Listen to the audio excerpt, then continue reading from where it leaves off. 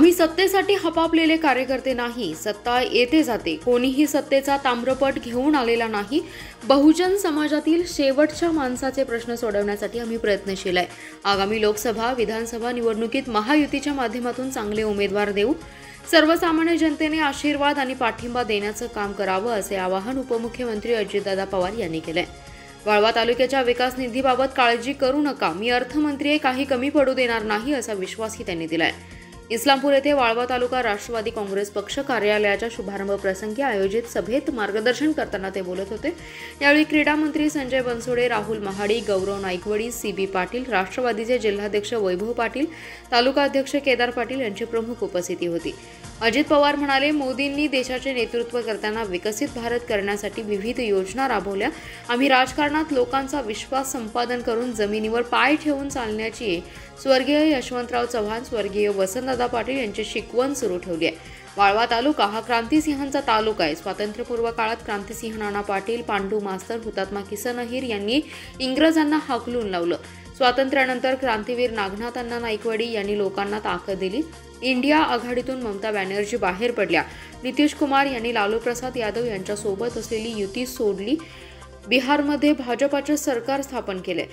आपच्या केजरीवालांचे नक्की काय हे सांगता येत नाही. देशामधील विरोधकांमध्ये एक वाक्यता नाही, ते सैरावेरा पळतात, असा टोला उपमुख्यमंत्री अजितदादा पवार यांनी लगावला. दरम्यान माजी मंत्री राष्ट्रवादीचे प्रदेशाध्यक्ष जयंत पाटील यांच्या बालेकिल्ल्यात उपमुख्यमंत्री अजितदादा पवार दाखल होणार असल्याने ते काय बोलणार याची उत्सुकता नागरिकांना लागून राहिली होती.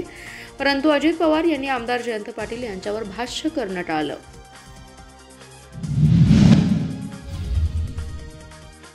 खाजा शमना मीरा साहेब ऐतिहासिक मानला जाणारा, हिंदू मुस्लिम ऐक्याचं प्रतीक असणारा चर्मकार समाजाचा मानाचा गलेफ आज सकाळी अर्पण झालाय.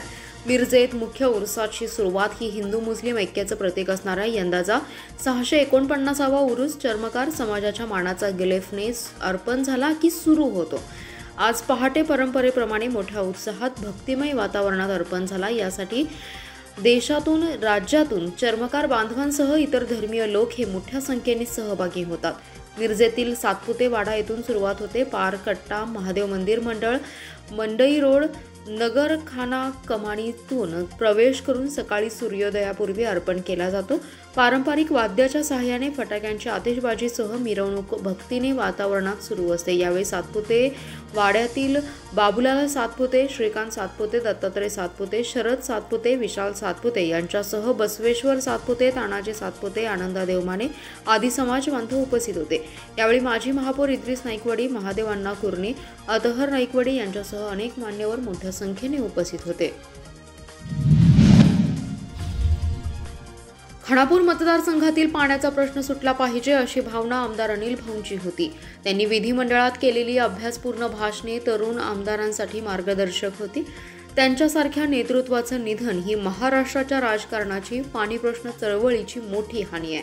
आमदार अनिल बाबर यांचे जीवन हे राजकीय सामाजिक क्षेत्रातील कार्यकर्त्यांना सदैव मार्गदर्शन आणि प्रेरणा देत राहील. आमदार अनिल बाबर यांच्या निधनानं पाणी प्रश्नासाठी तळमळीने काम करणारा नेता हरपलाय, अशा शब्दात राज्याचे उपमुख्यमंत्री अजितदादा पवार यांनी श्रद्धांजली वाहिली.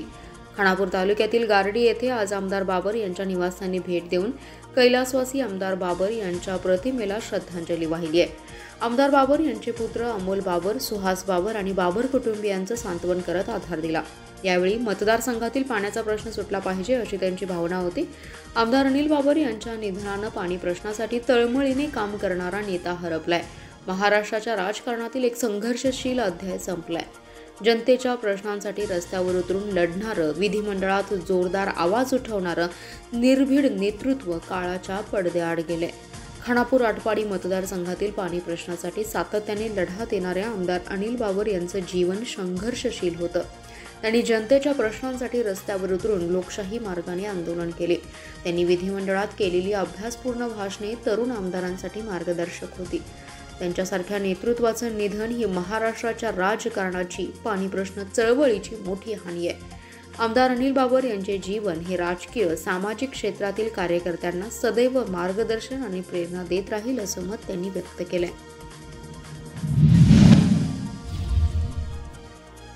महिलेच्या मदतीने मिरजेत पुन्हा गायींची वासरे कत्तलीसाठी घेऊन जाणारे वाहन शिवप्रतिष्ठान हिंदुस्थान गोरक्ष समितीने पकडून वासरांची सुटका केल्याची घटना घडली आहे। एका महिलेसह चालकाला यावेळी कार्यकर्त्यांनी पोलिसांच्या ताब्यात दिलं। मिरज शहरात मोठ्या प्रमाणात गोवंश गायींच्या वासरांची कत्तलीसाठी तस्करी केल्याच्या घटना समोर येत आहेत। शिवप्रतिष्ठान हिंदुस्थान गोरक्ष समितीच्या कार्यकर्त्यांनी यापूर्वीही कत्तलीसाठी वाहतूक करणारी वाहने पकडून गोवंश गायी आणि वासरांची सुटका केली होती। आज पुन्हा छोटा हत्ती वाहनातून निर्दयीपणे वासरांना कत्तलीसाठी घेऊन जाणारे वाहन शिवप्रतिष्ठान हिंदुस्थान गोरक्ष समितीच्या कार्यकर्त्यांनी पकडले। मिरजेतील उदगाव वेस्ट ढोरगल्ली येथून हे वाहन घेऊन जात असताना गोरक्षक कार्यकर्त्यांनी पाठलाग करून हे वाहन पकडलं। वाहन मिरज शहर पोलिसांच्या ताब्यात देण्यात आले असून 4 ते 5 दिवसांची ही 12 वासरे आणि 8 रेडको या वाहनात होती। ही वाहने उपाशी तहानेने व्याकुळ आणि एकाच वाहनात कोंबल्याने जखमी झालेल्या अवस्थेत सापडली। वासरे सापडली, पुढे काय करायचं असा यक्ष प्रश्न मात्र या गोरक्षक समितीला नेहमी पडतो। आता अचानक या वासरांना 20 लिटर दूध सेवा म्हणून सदस्याने दिली। दररोज 40 लिटर आणि वैरण आणि देखभाल हा खूप खर्चिक आहे। अजून पुढील 20 दिवस अशी सोय करावी लागेल। यापूर्वी समितीने वासरांची वेगवेगळ्या सामाजिक लोकांच्या मदतीने समितीला हातभार लागतो। मिरज शहर पोलीस ठाणे येथे या प्रकरणी गुन्हा दाखल करण्याचं काम रात्री उशिरापर्यंत सुरू होतं। याबाबत शिवप्रतिष्ठान युवा हिंदुस्थानचे विनायक माईनकर यांनी अधिक माहिती दिली आहे।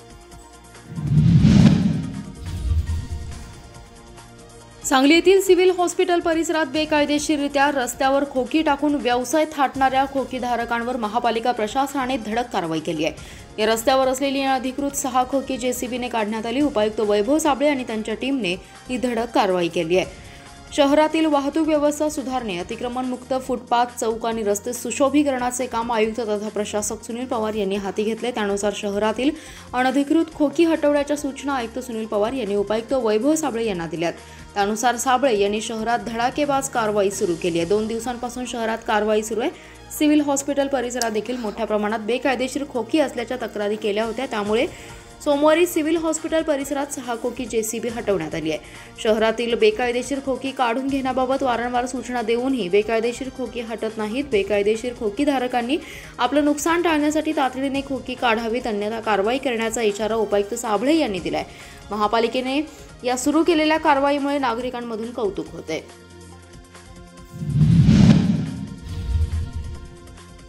राज्यातील तालुका क्रीडा संकुलासाठी 10 कोटी, जिल्ह्यात 50 कोटी तर विभागीय क्रीडा संकुलासाठी 75 कोटी रुपये निधी राज्य शासनाच्या वतीने देण्यात येईल, असे प्रतिपादन उपमुख्यमंत्री अजित पवार यांनी केले। जिल्हा कबड्डी असोसिएशनतर्फे 71व्या जिल्हा अजिंक्यपद आणि निवड चाचणी स्पर्धेतील बक्षीस वितरण उपमुख्यमंत्री अजित पवार यांच्या हस्ते करण्यात आलं। त्यावेळी ते बोलत होते। यावेळी पालकमंत्री सुरेश खाडे, युवक व क्रीडा मंत्री संजय बनसोडे, आमदार सुधीर गाडगीळ, माजी आमदार दिनकर पाटील, राष्ट्रवादीचे शहर जिल्हाध्यक्ष पद्माकर जगदाळे, माजी महापौर सुरेश पाटील, दिग्विजय सूर्यवंशी, रामभाऊ घोडके, काका हलवाई आदी जण उपस्थित होते। उपमुख्यमंत्री पवार म्हणाले की तालुका क्रीडा संकुलासाठी पूर्वी 1 कोटी निधी देण्यात येत होता, तो 5 कोटी केलाय। आता 10 कोटी रुपये देण्यात येणार आहेत। जिल्हा क्रीडा संकुलासाठी 25 कोटी देण्यात येत होते, आता 50 कोटी देण्यात येणार आहेत। तर विभागीय क्रीडा संकुलासाठी 25 कोटीवरून 75 कोटी रुपयांची तरतूद करण्यात आली आहे। तर क्रिकेटप्रमाणे आता कबड्डी सुद्धा लोकप्रिय होते। कबड्डीचा प्रेक्षक वर्ग राज्याबरोबर देशातही वाढत आहे। सांगलीकरांचा कबड्डी खो खो स्पर्धेसाठी नेहमीच चांगला प्रतिसाद राहिलाय। खेळात जय पराजय होत असतो, सर्वांनाच विजेतेपद मिळतच असं नाही। क्रीडा स्पर्धेसाठी विजेत्यांना बक्षीस देण्यासाठी भरीव निधीची तरतूद करण्यात आली असल्याचे उपमुख्यमंत्री अजित पवार यांनी सांगितले। आटपाडी तालुक्यातील राजेवाडी येथील सद्गुरू कारखाना स्वाभिमानी शेतकरी संघटनेने 4 तास बंद पाडलाय। कारखान्यात घुसण्याचा प्रयत्न केला, पोलीस आणि कार्यकर्त्यांमध्ये बाचाबाची झाली। त्यानंतर कारखाना प्रशासन झुकले आणि 100 रुपये वाढीचे पत्र प्रशासन अधिकारी उदय जाधव यांनी आंदोलन तात्पुरतं स्थगित करत आहोत, मात्र पैसे खात्यावर वर्ग न झाल्यास पुन्हा करण्यात येईल, असा इशारा स्वाभिमानीचे जिल्हाध्यक्ष महेश खराडे यांनी दिलाय। ऊसाला वाढीव दर द्यावा, सभासद शेतकऱ्यांच्या ऊस तोडायला प्राधान्य द्यावे, आटपाडी तालुक्यातील ऊस तोडणीसाठी अग्रक्रम द्यावा, राजेवाडी परिसरात प्रदूषित पाणी सोडलं जातं त्याचा बंदोबस्त करावा आदी मागण्यांसाठी सोमवारी राजेवाडी कारखान्यावर जिल्हाध्यक्ष महेश खराडे यांच्या नेतृत्वाखाली आंदोलन करण्यात आलं। ऊसाला वाढीव भाव द्यावा, प्रदूषित पाण्याचा बंदोबस्त करावा, संचालकांचं करायचं काय, खाली मुंडी वर पाय अशा घोषणांनी परिसर दणाणून सोडला. त्यानंतर ऊस वाहतूक बंद करून गव्हाणीत घुसण्याचा प्रयत्न केला. त्यावेळी पोलीस आणि कार्यकर्त्यांमध्ये जोरदार झटापट झाली। सुमारे 5 ते 6 तास कारखाना बंद पाडण्यात आला। कारखाना धुराडे बंद पडले। त्यानंतर सायंकाळी प्रशासन नमलं। त्यांनी आजपासून गळीत होणाऱ्या ऊसाला वाढीव 100 रुपये तर यापूर्वी गाळप झालेल्या ऊसाला वाढीव 50 रुपये दर देण्याचं कबूल केलं। तसेच लेखी पत्र दिले। त्यानंतर सदरचं आंदोलन मागे घेण्यात आलं।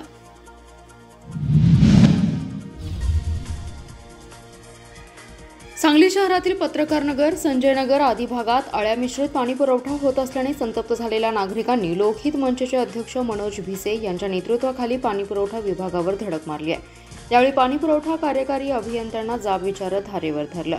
शहरातील अनेक भागात गेल्या 10 दिवसांपासून अशुद्ध पाणीपुरवठा होत आहे। अनेक ठिकाणी अळ्या मिश्रित तर अनेक ठिकाणी गढूळ पाणीपुरवठा होऊ लागलाय। त्यामुळे नागरिकांच्या आरोग्यावर परिणाम होऊ लागलाय। तरी देखील महापालिकेच्या अधिकाऱ्यांनी याकडे दुर्लक्ष केले। त्यामुळे नागरिकांमधून संतप्त प्रतिक्रिया उमटत आहेत। संजय नगर आणि पत्रकार नगरात अळ्या मिश्रित आणि दूषित गढूळ पाण्याचा पुरवठा होत असल्याचं निदर्शनास आल्याने या विरोधात लोकहित मंचच्या वतीने सोमवारी पाणीपुरवठा कार्यकारी अभियंता चिदानंद कुर्णे यांना जाब विचारत दूषित अळ्या मिश्रित पाण्याच्या बाटलीसह निवेदन दिले। या दूषित अळ्या मिश्रित पाण्यामुळे लहान मुलांचे, नागरिकांचे आरोग्य धोक्यात येत लवकरात लवकर यामध्ये सुधारणा करण्यात यावी, अन्यथा हे दूषित पाणी जबाबदार अधिकाऱ्यांना पाजू असा इशारा अध्यक्ष मनोज भिसे यांना दिलाय।